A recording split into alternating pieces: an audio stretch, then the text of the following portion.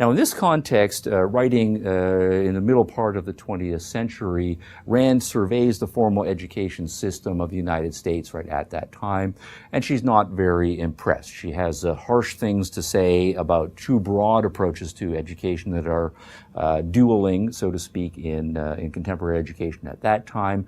There are the many traditional forms of education where students are put in straight rows. The teacher is the authority. The teacher expects obedience. The teacher lays out a certain amount of stuff. The students are supposed to absorb that and regurgitate it on tests and so forth. Rand has a great deal of hostility toward that form of education.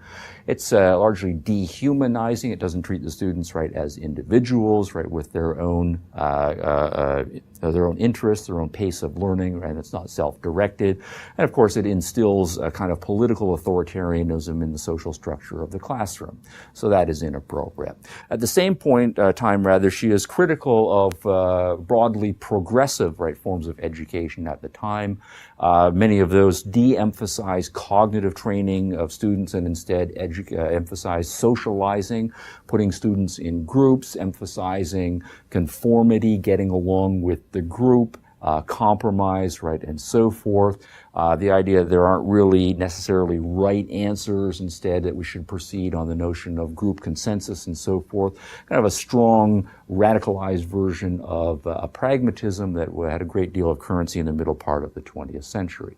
Rand is opposed to that form of education, right, on the grounds that it is not individualistic, right, that it puts the group, right, over the individual.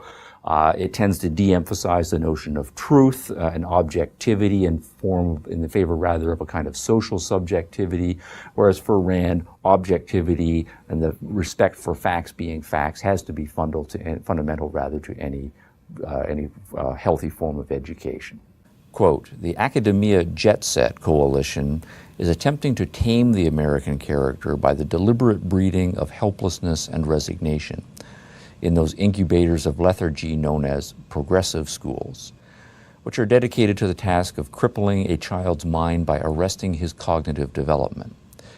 It appears, however, that the progressive rich will be the first victims of their own special theories.